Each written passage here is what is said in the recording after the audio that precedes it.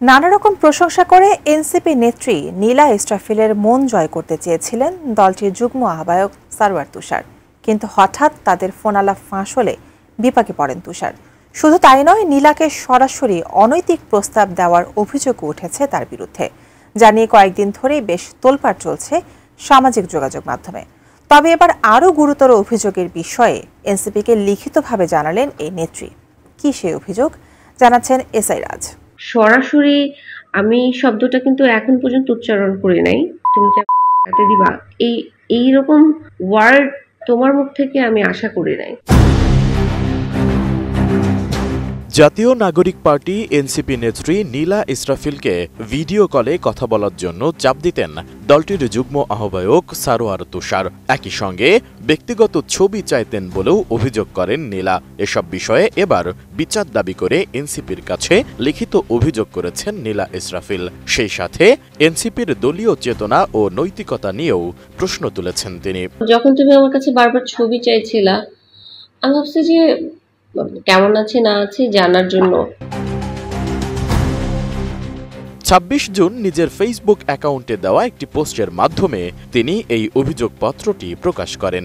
অভিযোগপত্রে নীলা ইসরাফিল উল্লেখ করেন, ২০২৪ সালের ডিসেম্বরে পারিবারিক সহিংসতার শিকার হয়ে শারীরিক, মানসিক ও সাংগঠনিকভাবে ভেঙে পড়েন তিনি।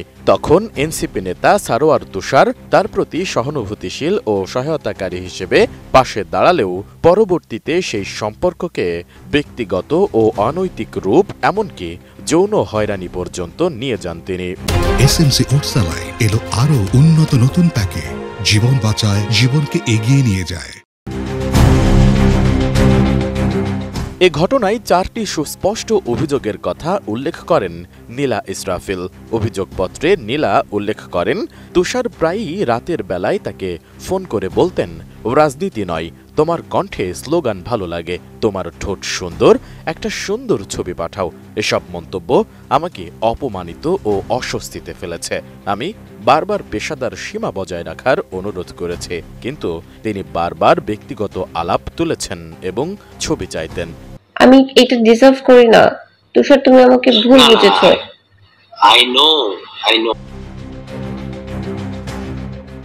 নীলা জানান, তিনি বারবার পেশাদার সীমা বজায় রাখার অনুরোধ করেছেন, কিন্তু তুষার বারবার ব্যক্তিগত আলাপ তুলেছেন এবং ছবি চাইতেন। সেই সাথে ভিডিও কলে কথা বলার জন্য নীলাকে চাপ প্রয়োগ করতেন। একটি ঘটনায় নীলা অভিযোগ করেন, একদিন তুষার বলেছিলেন, তোমার বিষয়ে ডিবি অফিসার আমাকে প্রশ্ন করলে আমি বলেছি তুমি আমার গার্লফ্রেন্ড। একজন রাজনৈতিক নেতার মুখে এ ধরনের মিথ্যা তথ্য দেওয়া দায়িত্ব জ্ঞানহীনতা এবং এটি আমার সামাজিক মর্যাদাকে ক্ষতিগ্রস্ত করেছে। অভিযোগপত্রে নীলা ইসরাফিল একটি স্বাধীন, নারীবান্ধব এবং নিরপেক্ষ তদন্ত কমিটি গঠনের আহ্বান জানিয়েছেন। পাশাপাশি তিনি নারী কর্মীদের নিরাপত্তা ও মর্যাদা রক্ষায় স্বচ্ছ ও কার্যকর অভ্যন্তরীণ অভিযোগ নিষ্পত্তি ব্যবস্থা চালু করার দাবি জানান। এদিকে বিষয়টি নিয়ে কথা বলতে একাধিকবার সারোয়ার তুষারকে কল করলেও তিনি তা রিসিভ করেননি, বরং কলটি তিনি কেটে দিয়েছেন।